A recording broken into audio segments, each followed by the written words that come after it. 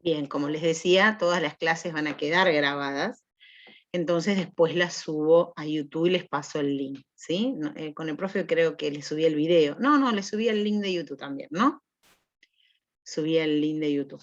Así que, bueno, la clase también queda grabada para que en el caso de que no pudieron conectarse o hay algo que quieran revisar, pueden volver a ver ese video, ¿sí?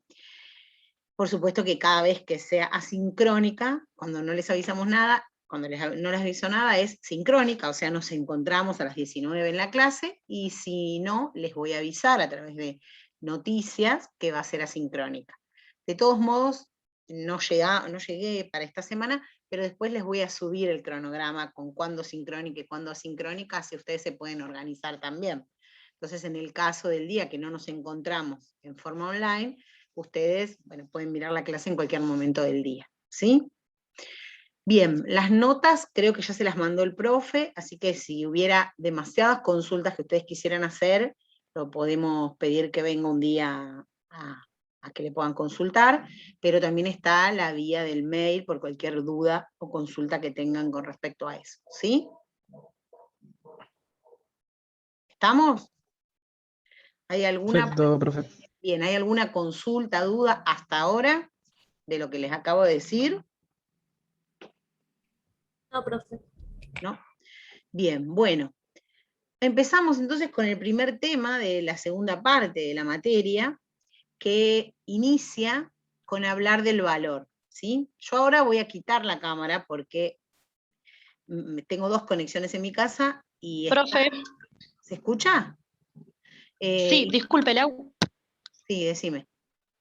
Le hago una consulta con el tema de la bibliografía, Sí. porque a veces hay varios autores y varios libros. ¿Hay alguno que nos recomienda que es el que vamos a usar seguro? No, justo en esta parte hay distintos papers, distintos documentos, ¿viste? No hay un manual, como podríamos decir cuando ves la economía tradicional. Por ejemplo, en la clase de hoy, a ver si me deja pasar, como les digo, que vemos, está basado en Salama, Burkun y uno de Singer que yo les voy a subir, porque es por tema más bien. Y lo que sí van a tener es como el resumen en la presentación, y que por ahí ustedes lo pueden tomarlo de base para la lectura, ¿sí? Pero no hay un texto que yo les pueda recomendar porque no hay uno que trate todos los temas que vemos en ese tema en particular. Entonces, por eso se combinan, ¿sí? Por eso ustedes van a encontrar tres. Ok, gracias, profe. En el cronograma, creo que sí, en el cronograma está. Tienen esos tres, claro. Por ejemplo, en este caso, Singer no lo tienen, ¿sí? Yo se los tengo que subir. Y eso les iba a consultar, porque desde mi perfil lo veo. Ustedes ya tienen toda la bibliografía cargada, ¿no? ¿La ven ustedes? ¿Ven la bibliografía de la segunda parte? Sí, se ve. Ah, perfecto. No, porque a veces nosotros lo vemos, pero está escondido para ustedes. Entonces me preocupaba que no tuvieran el material. Si lo tienen, entonces me quedo tranquilo. Obvio que no tienen a Singer, ¿sí? Porque todo el día por subirlo, y ahora que me hiciste esta pregunta, me acordé que no lo subí. Así que ni bien corto lo subo. Bueno, largamos entonces. Voy a quitar un ratito, un poco la cámara, porque me tarda mucho en pasar, si no. Y si llegan a encontrar distorsiones cuando estoy hablando, avísenme, porque quiere decir que están dando mal internet acá en mi casa y veo a ver cuáles son las mejores opciones para mejorar. Bueno, largamos entonces. Hoy nos toca el tema de teoría de valor. Es un tema, lo empezamos fundamentalmente con estos tres autores que recién lo mencionábamos por la pregunta de la compañera, Burkun, capítulo 3 y 5, Salama, Pierre y Valliere-Sheikh, capítulo 1, y tenemos una complementaria que, bueno, para mí organiza un poco las cuestiones de valor, del valor, sobre todo de la teoría del valor subjetiva, con Singer, ¿sí? De todos modos, seguramente toda esta presentación que yo les hago hoy, no sé si la llegamos a ver toda hoy, porque a veces siempre nos detenemos ante preguntas o cuestiones que no queden claras, o cualquier circunstancia, si no llegáramos a terminar, la terminaríamos la semana que viene. Pero Sí, pero va, el texto de Mandel sí va, pero lo sumamos a la otra parte, a la otra clase. Sí va Mandel. Sí, sí. Bien, ahí respondí a un comentario, no sé si ustedes leen lo que están poniendo, pero me preguntan sobre el texto de Mandel que también está en el cronograma. Bien, es cierto que Mandel aborda algunas de las cosas que aborda Singer. Hoy nosotros tenemos dos clases enteras con trabajar el tema de valor. Por un lado vamos a ver la teoría objetiva del valor y por el otro lado vamos a ver la teoría subjetiva del valor. La clase de hoy es ver la teoría objetiva del valor, ¿sí? Y en el marco de entender qué significa el valor, algo que ustedes vienen viendo a través de algunos de los pensadores que fueron estudiando, vemos que el aporte de los clásicos, de los autores, economistas clásicos, está más vinculada a esta teoría objetiva del valor, y luego hay otro grupo de economistas que trabajaron más bien esta otra teoría del valor llamada subjetiva. Esta teoría que vemos hoy, también puede ser llamada teoría de valor-trabajo, ¿sí? O sea, que si digo teoría objetiva del valor, teoría objetiva valor-trabajo, estoy hablando de la misma teoría, ¿sí? Son sinónimos de cómo expresarlas. Y tiene tres características. La primera, que es histórica. ¿Qué significa eso? Que va a explicar el valor en una sociedad determinada, en un momento histórico determinado, ¿sí? No explica el valor para todas las sociedades, para todos los momentos históricos. Segunda cosa, o característica, perdón, no cosa, es que es objetiva. ¿Qué quiere decir eso? Quiere decir que se contrasta con la realidad económica y no con la subjetividad pensada desde el punto de vista de la interpretación, ¿no? Con lo que alguien interpreta, sino que es objetiva porque puede verificarse a través de la realidad concreta. Y es social, y significa que este valor social está vinculado a la tarea social del trabajo y no al valor que cada persona le dé al bien, sino que va a estar más vinculada con el valor social que tiene la producción de ese bien y no con la apreciación de valor que cada persona le otorgue a un bien en particular.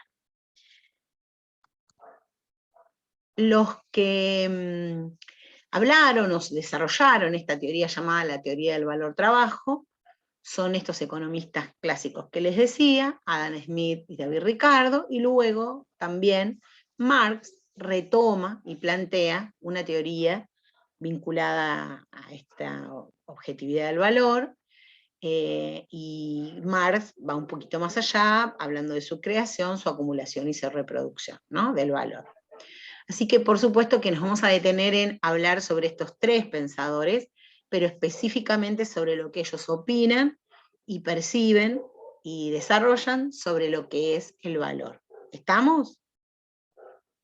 ¿Cómo lo vamos a hacer? Bueno, vamos a recorrer un poco el pensamiento de estos clásicos, vinculados también a su contexto histórico, a qué otras cosas pensaban y por qué pensaban lo que pensaban sobre el valor, y también la perspectiva de Marx. ¿Bien? ¿Se entendió lo que vamos a ver? Sí, profe. Bien, empezamos entonces con los dos primeros. Adam Smith es el primero que elegimos para Profesora, comenzar. ¿Sí? una consulta. Entonces estos tres autores, Smith, Ricardo y Marx, digamos, el pensamiento es de la teoría objetiva del valor, los tres, Sí, ¿verdad? sí. Los tres Perfecto. desarrollan esta teoría objetiva. Luego los siguientes, otros, que estudiaremos después, Ok, desarrollan otra teoría de valor. ¿Sí? perfecto, gracias. Bien, entonces, el primero de estos pensadores, Adam Smith, escocés, nació por el 1700, fue a la universidad, digamos, estudió en la universidad, y se desarrolló en el mundo académico, se desarrolló como profesor, como rector, etc., y que también se fue vinculando con otros autores de la época, como Quesnay, Turgot, en sus diferentes viajes, ¿no? Y entendiendo que había que pensar el mundo económico separado de ese mundo religioso que quizás estaba en el entorno social todo el tiempo.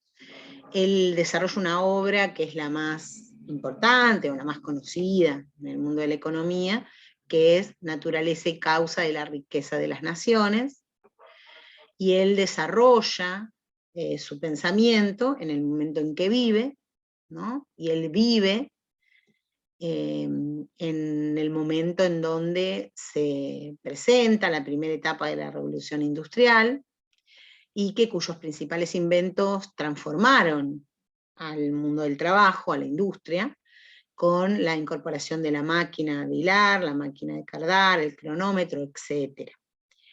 Él estaba en un auge, en un momento de auge, en donde veía el mundo a través de lo que iba pasando en relación con el trabajo, ¿sí? ¿Por qué decimos esto? ¿Por qué explicamos? Porque uno, cuando desarrolla un pensamiento, lo desarrolla porque se lo permitió también el contexto en el que vive. Entonces es importante poder comprender qué estaba viendo en ese momento el autor, ¿no? Y por qué esos pensamientos les parecieron razonables. Y entonces, en ese marco, decíamos que en presencia de la Revolución Industrial y con la fuerte aparición, descubrimiento de la máquina a vapor, que mejoró o que transformó la forma de producción, hay ruido, ¿no? Yo siento como un ruido todo el tiempo, pero no sé si soy yo o... ¿Ustedes me escuchan bien? Sí, profe. Sí, Sí, se escucha bien. El pero se micrófono abierto. escuchó apenas pero apenitas. Bien, bien, perfecto. Se empezó a dar un tipo de producción a gran escala, ¿no? Entonces se pasa de esa producción en el artesanado, ¿no? En los talleres, al surgimiento de las grandes fábricas. Entonces, en sí, los trabajadores que cuando trabajaban en sus espacios de trabajo, eran dueños de sus tiempos, porque la producción dependía del tiempo en que el artesano le producía llevar adelante todo el producto, ¿no? le costaba, ¿no? Lo que tardaba en realizar todo ese producto, a pasar a una fábrica en donde los tiempos y movimientos tienen otro tiempo, otro momento, ¿no? Otro orden también. Entonces decimos que los trabajadores de alguna manera pierden ese control de su producción, y hay como una incorporación de primero aquellos que venían de producir en el artesanado, y la incorporación de ellos en las fábricas cuesta porque, como les decía, estaban acostumbrados a otros tiempos. Se empieza a movilizar los campesinos hacia la ciudad para poder tomar o tener el puesto en esos tipos de trabajo, en esos nuevos trabajos, y empieza el surgimiento de las urbanizaciones en la ciudad, ¿no? Con ese desplazamiento. Y por supuesto también, con la mayor cantidad de producción, se expande el comercio. Esos son los momentos en el que Smith pensó su teoría. Espérenme que ahí está. Bien. Él reconoce que se encuentra en pleno proceso de transformación histórica, ¿no? Que estaba entrando a una sociedad que podríamos llamar civilizada, ¿no? Normalizada. Y a ese nombre iba tomando el capitalismo.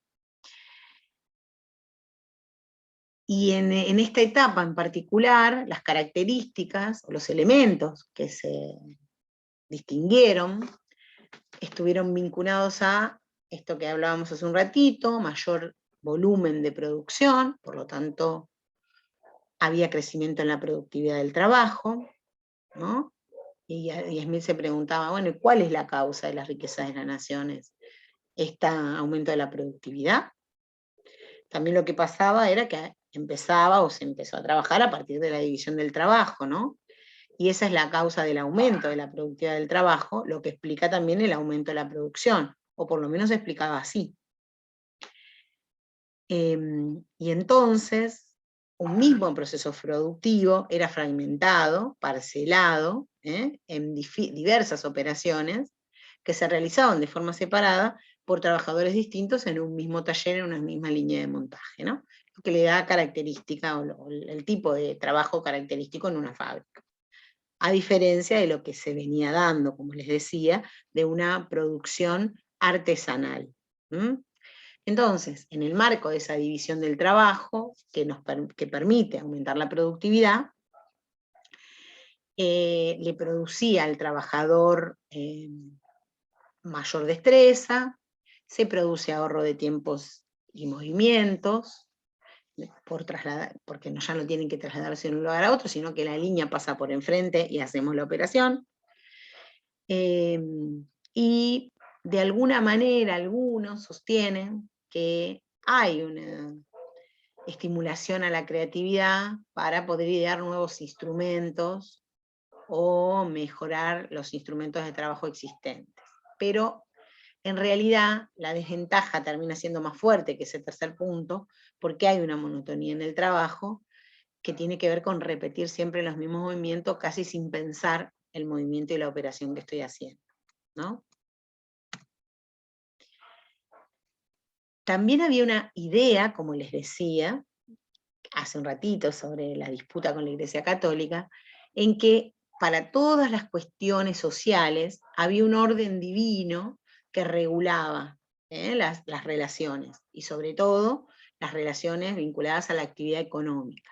Entonces, ese orden divino que aparecía como organizador de la sociedad se sustituye en esta época por la de un orden natural, ¿no? Algo que se va dando. Y esto estaba vinculado al pensamiento racionalista, ¿no? A pensar los procesos de una manera natural y automática, que se va dando con el transcurso del tiempo. Y separarlo de esta idea de orden religioso, ¿no? De orden divino. Como por ejemplo, qué pasaba con la pobreza, qué pasaba con las distintas posiciones que encontrábamos en la sociedad, bueno, se explicaba a través de que eso era lo que tenía designado Dios para esas personas, ¿no? Entonces ahí era asignar todo un orden divino, lo que no permitía modificar la estructura de la sociedad. Bueno, se pasa al pensamiento de un orden de tipo natural. ¿Bien? Smith es un defensor del libre mercado, o sea, de dejar actuar al mercado, y por sobre todo a la no intervención del gobierno en los asuntos económicos. Y esto ayudaría a promover el bienestar porque el estímulo personal, ¿no? El lograr tu mayor beneficio, iba a permitir que cada uno hiciera su mayor esfuerzo y por lo tanto toda la sociedad se beneficiaba en ese sentido. Sostiene que el Estado tiene como funciones la justicia, la defensa del país, y también sostener aquellas instituciones que no hacen al interés privado, pero que todo lo que pudiera hacerse en el vínculo de lo privado había que desarrollarlo por ahí. El funcionamiento económico de la sociedad va a descansar entonces en las leyes del mercado, lo que el mercado marque, en la oferta y la demanda, y en la interacción del interés individual y la competencia. Y que la competencia de alguna manera es sana, en el sentido de que cuanto más posibilidades haya, más interacciones se van a realizar. Plantea que las personas tienen una propensión a intercambiar, a acceder a bienes y servicios, y por supuesto la división del trabajo tiene que aportar para que esté alimentada esa propensión al intercambio. Con respecto al valor, él hace una diferencia en valor de uso y valor de cambio. Valor de uso tiene que ver con la utilidad que le damos al bien, o sea, qué satisfacción, qué necesidad satisface. Y la segunda, el valor de cambio, está vinculado a el intercambio de un bien por otro, ¿no? Cuánto de un bien necesito para intercambiarlo por otro, ¿sí? ¿Vamos bien hasta acá? Yo creo que son cosas que ya vieron, por eso voy un poquito más rápido. ¿Vamos bien? Sí, profe. ¿Muy rápido? No, profe, va bien. Bien. Continúe. Smith se apoya en los postulados que plantearon los fisiócratas, estaba por repasar los fisiócratas inicialmente cuando entré la clase, pero la verdad es que ya nos íbamos bastante atrás, pero avanza, considerando que la riqueza proviene del trabajo humano en general, y no solamente de lo que pasa en la actividad agropecuaria. O sea que, si bien toma el postulado de la fisiocracia, dice, bueno, no, pero la riqueza no proviene solo de un tipo de trabajo, ¿no? Sino que proviene del trabajo en general, en cualquier orden de nuestra industria, de nuestra producción, de nuestra sociedad, ¿sí? Y Smith responde a la pregunta de qué determina el valor de una mercancía, cómo le asignamos valor a una mercancía, y él dice, bueno, el trabajo es el origen y el valor de cambio de una mercancía, ¿no? Y la podemos intercambiar por ese valor trabajo, pero esto va a funcionar solamente en las sociedades precarias, ¿no? En las sociedades primitivas, una cosa por otra. En el capitalismo lo vamos a estar vinculando más bien a los costos de producción. ¿Cuál es el valor de una mercancía? Y es la sumatoria de trabajo, renta y beneficio, ¿sí? Entonces, para este pensador, el precio va a quedar definido por tres componentes básicos, que son el componente salario, el componente beneficio, el componente renta, y los tres son susceptibles de ser medidos porque podemos cuantificarlo y la suma de ellos va a constituir el precio de ese bien.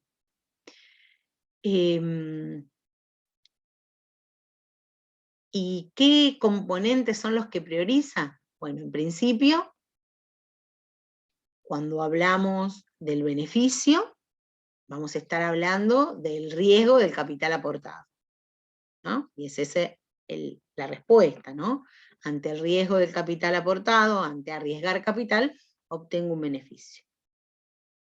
El salario está vinculado a la medida de cantidad de trabajo que se requirió para producir ese bien. Y la renta está más vinculada a la parte que se espera obtener vinculando o utilizando los medios de producción. Entonces, el sentido que tiene el valor para Smith es que el valor proviene de la suma de los elementos del costo de la producción, ¿sí? Porque un bien puedo pensar el valor de un bien si reconozco cuáles son sus costos de producción, ¿sí? Y esta es la piedra central en la medida o en la teoría objetiva del valor, ¿no? Valor es igual entonces al costo de producción en las sociedades capitalistas, compuesto por los componentes salario, beneficio y renta, ¿sí?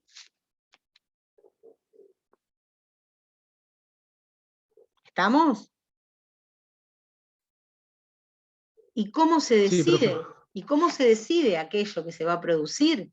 No se decide en el mercado, que va a decidir la cantidad de bienes que se producen, porque está vinculado con la demanda, y también la demanda de estos bienes van a incentivar a los productores con la posibilidad de obtener mayor beneficios, entonces van a aumentar su producción, y así, en esta interrelación entre consumidores y productores, se va a determinar la cantidad de bienes que deben producirse.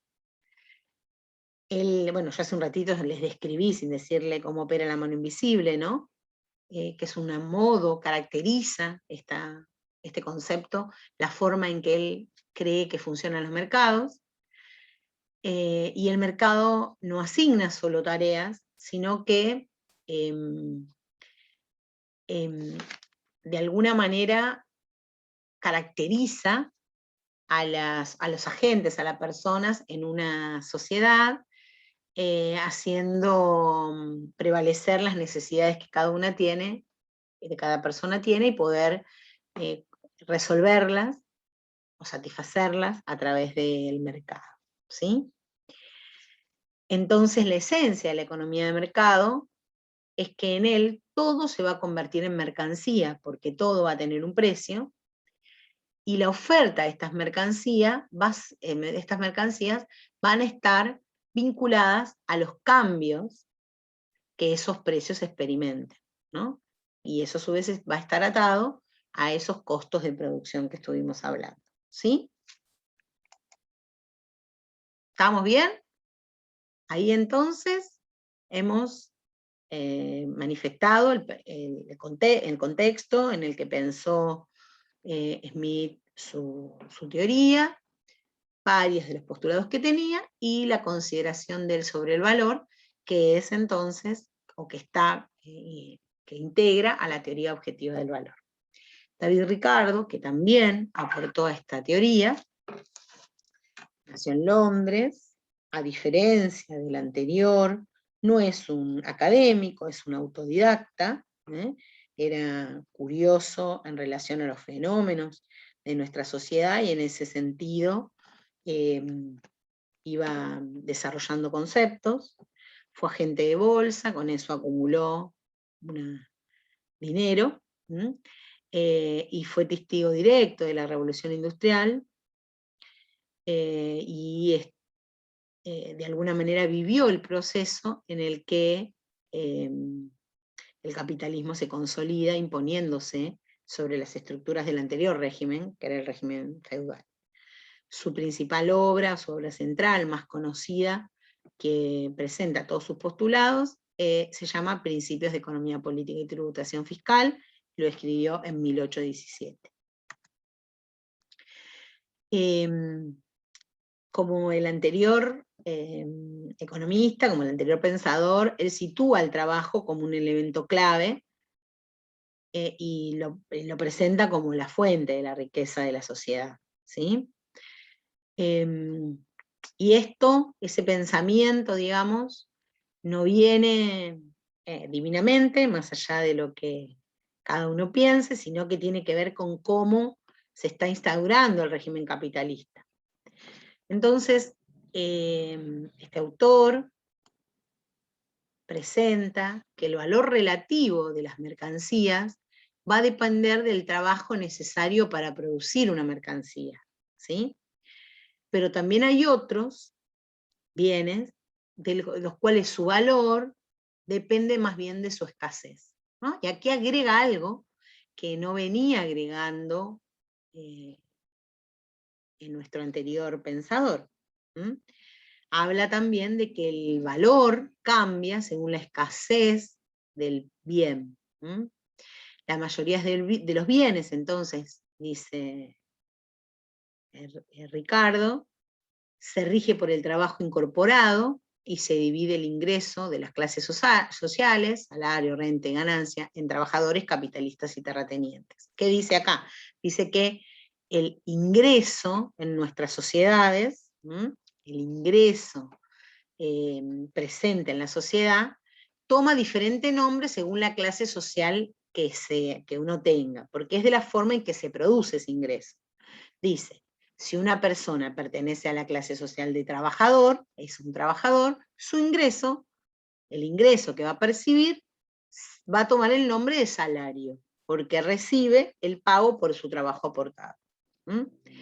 Si en cambio se pertenece a la clase social capitalista, lo que se va a obtener es la ganancia, ¿sí? Que sería el riesgo del capital invertido. Y eso se va a traducir en el ingreso que voy a tener. Y los terratenientes van a obtener el ingreso a través de la renta, que es por el uso de los medios de producción de su posesión. Y ellos son la clase social terrateniente, y su ingreso va a llamarse renta. ¿Sí?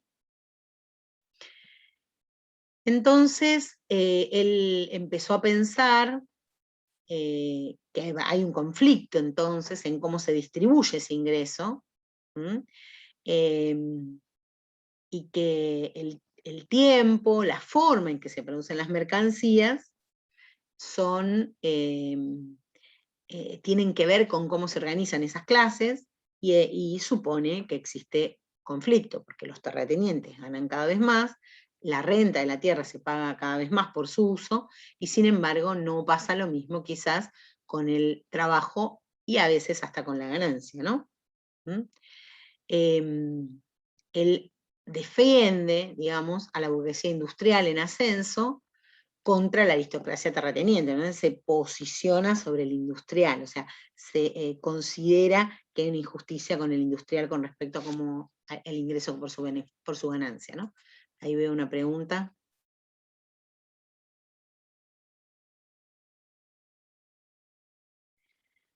No sé, ¿por qué me hablas de un PDF? Damián, esto es un PowerPoint, que no se lo subí, lo estoy dando yo y después se lo subo, ¿sí? Y lo que les estoy contando de las teorías del valor están en los textos inicialmente que les planteé, ¿sí?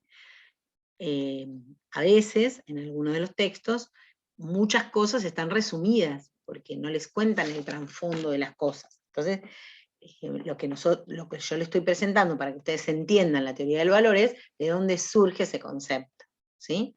Pero vos me estás hablando de lo que estás viendo acá, del power, de este power que les estoy presentando. ¿Dónde está este power, me preguntás?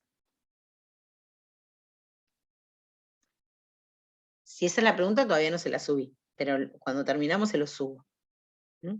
Es la presentación que armé para darles la clase, pero luego se lo subo. Bien. Bueno. Entonces, en principio hay un punto de partida que unifica a estos dos pensadores, que es el reconocimiento de que el orden capitalista es un orden natural, que se da naturalmente con el avance de la sociedad. Y que entonces es similar a la forma en que se ordena la naturaleza, ¿no? Cuestiones que se van dando. O sea que le reconoce un origen providencial, decimos, ¿no? Natural, que ha venido, ¿no?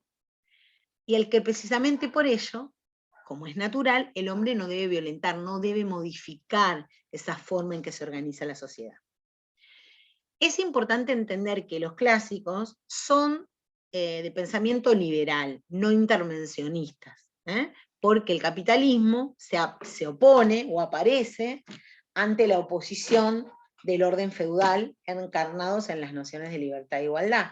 ¿Sí? Entonces, bueno, se hace un enfrentamiento con respecto a la orden feudal, asignándole al capitalismo una libertad diferente.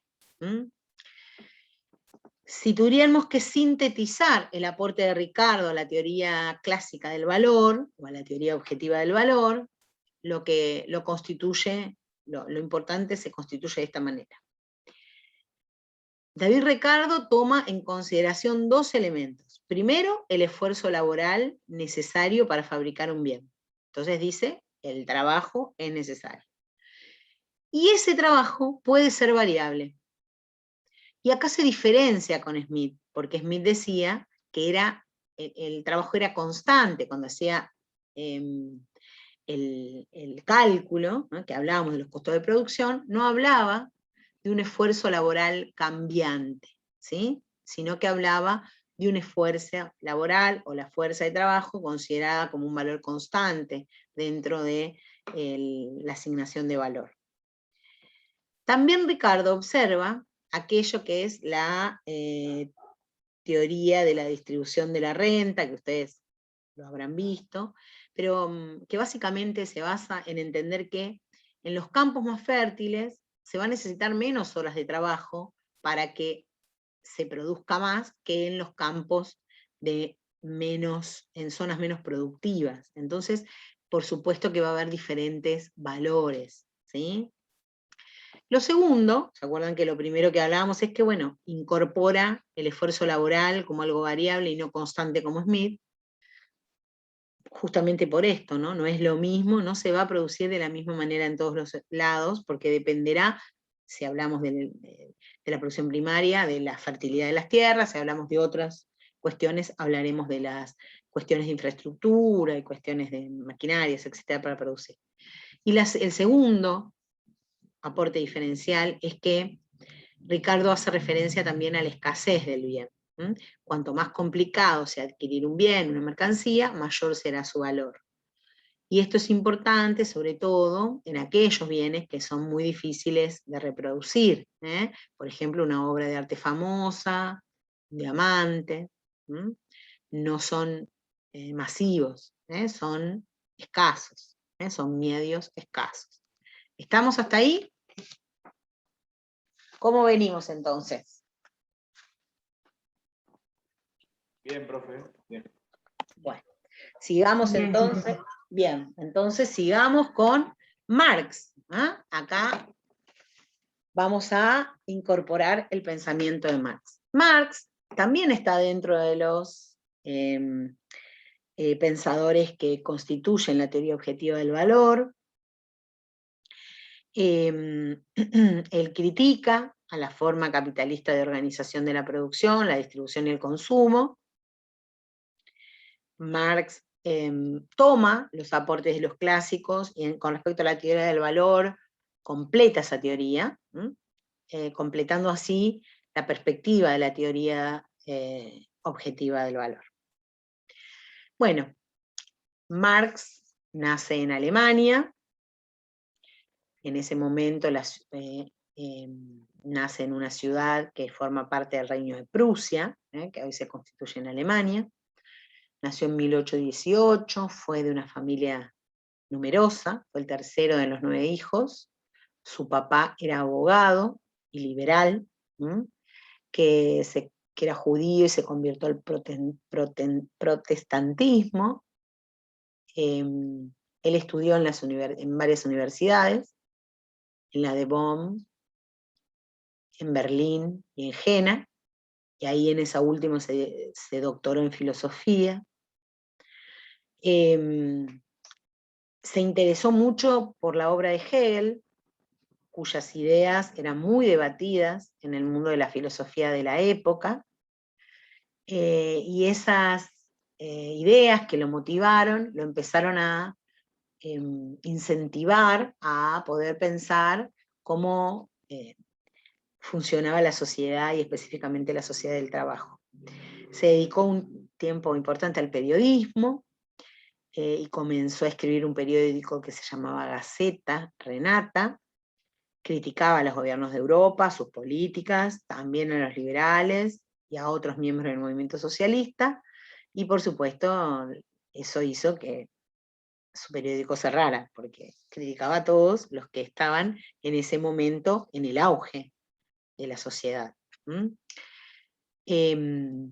A partir de su amistad con Engels, escribió en conjunto y publicó el manifiesto del Partido Comunista, estableciendo un orden político diferente a como se lo venía pensando en el mundo, ¿no? Y este manifiesto del Partido Comunista es el que sentó las bases de la Liga de los Comunistas. Bueno, por supuesto que era una figura controversial. Fíjense que cuando se muda a Francia, fue expulsado y luego se tuvo que establecer en Bruselas, donde tuvo que prometer no publicar nada sobre política contemporánea para poder entrar y quedarse en ese país.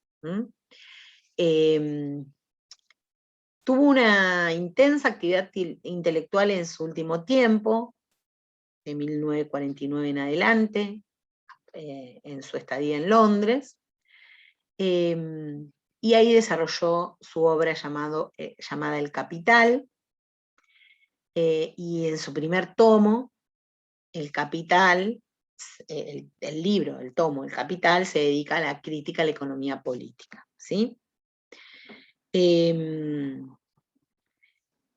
Estaba muy ligado al mundo de los trabajadores, y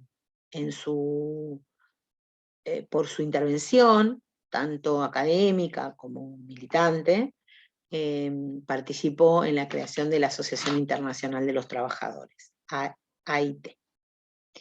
Esas son las universidades en donde estudió, bonitas desde su primer ingreso, y lo que él aporta, digamos, al mundo de la filosofía y de la economía es una crítica a la economía que habían pensado los autores clásicos, porque se posiciona políticamente del lado o desde el punto de vista de los trabajadores, analizando la realidad económica y la realidad social, tratando de dar cuenta, de poner en evidencia las formas en que el mundo capitalista explotaba a los trabajadores y a la sociedad en su conjunto, ¿sí?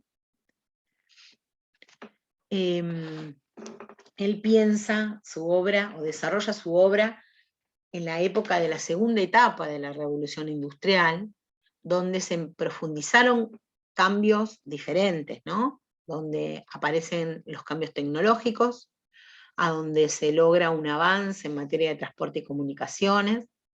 Esto movilizó aún más las migraciones de las áreas rurales a las urbanas, aumentó la productividad del trabajador para que éste pudiera realizar su trabajo en menos cantidad de tiempos, y a través del uso de las nuevas tecnologías en la agricultura, eso hizo reducción de trabajadores en las áreas rurales, que luego se trasladaban hacia las áreas urbanas, ¿no? O sea que expulsó campesinos a las ciudades y aumentó la mano de obra disponible para la industria. Se trató entonces en un momento en donde avanzaron distintas disciplinas, ¿no? La ingeniería aplicada al transporte, la medicina, la ciudad, ¿no? El hábitat, la ampliación urbana. ¿Mm? Se construyen nuevas vías de comunicación vinculadas al ferrocarril, o el transporte naval a vapor tuvo más auge comercial, personal. Aparece también el petróleo y sus derivados como un insumo clave en la industria. Pasa a ser dominante en la industria siderúrgica, y la concentración empresarial y la fuerza del mundo empresarial era la característica de la época. Entonces él mira el mundo con esos ojos, ¿no? Ve un cambio ante su propia existencia bastante fundamental en el cambio social. Entonces, en esta etapa, como les decía, aparecen nuevas fuentes de energía, nuevos medios de transportes, aparecen la constitución de nuevos países, se empiezan a nombrar y a articular países como Alemania, Estados Unidos como potencias industriales, junto a Francia y al Reino Unido. Hay nuevas formas de organización empresarial, hay nuevas industrias, hay una revolución en las comunicaciones, pero también nace y aparece un nuevo movimiento obrero, ¿sí? Entonces ahí, en el marco de estos cambios, Marx empieza a pensar la realidad, empieza a pensar las relaciones sociales. Y entonces ahí se explica un poco por qué pensaba lo que pensaba, ¿sí? Y ahí aparecen algunas de las invenciones o las cuestiones que aparecen en la época, ¿no? Los ferrocarriles, el teléfono, el motor a combustión, los aviones, el telégrafo. Y lo que ve Marx a mediados del siglo XIX es que esta prosperidad económica que sí llega al mundo del capitalismo, no llega a las clases bajas. Porque las condiciones de vida de los y de las trabajadoras no fueron modificadas. Que la mayoría de los núcleos urbanos industriales que se iban formando alrededor de las fábricas vivían en condiciones de miseria, que no había legislación laboral que protegiera a los que trabajaban, que las jornadas de trabajo no tenían límites, eran ilimitadas y marcadas por los capitalistas. No se cumplía el descanso semanal de domingo, ¿sí? Se podía trabajar de lunes a lunes. Todo dependía de la forma en que organizaba el trabajo el capitalista. Trabajaban niñas y niños. No había un límite de edad para conseguir trabajadores y las condiciones de higiene de los trabajadores, tanto en el trabajo como en sus casas, eran desastrosas, ¿sí? Esto también lo interpela Marx. Y por supuesto, ante todas esas problemáticas, son años en que se incrementa el descontento social. Y ahí los trabajadores comienzan a reunirse, a identificarse como clase, no importa si yo trabajo en la industria de las comunicaciones, si yo trabajo en la industria del transporte o del petróleo, empezamos a ver que tenemos las mismas problemáticas. Entonces se empiezan a organizar formas de protección y ayuda mutua, y por supuesto de protesta y rebelión. Surgen entonces los primeros sindicatos que reclaman por la reducción de la jornada de trabajo y la protección ante accidentes, eso es lo primero que se trata de conseguir. En 1865 surge en Londres esta primera asociación internacional, de la cual es parte Marx. Bien, ahí tenemos los trabajadores de la época, ¿no? La condición, la forma en la que trabajaban, las formas que las máquinas tenían, y si ven algunas de las fotos, se pueden percibir niños trabajando, ¿no? Aquí, en esta de acá abajo, ustedes pueden ver niños que están cumpliendo su jornada, y fíjense los supervisores, la característica de policía que tenía el supervisor, ¿no? Ese era el mundo del trabajo de la época. Aguárdenme un minutito, por favor. Pauso.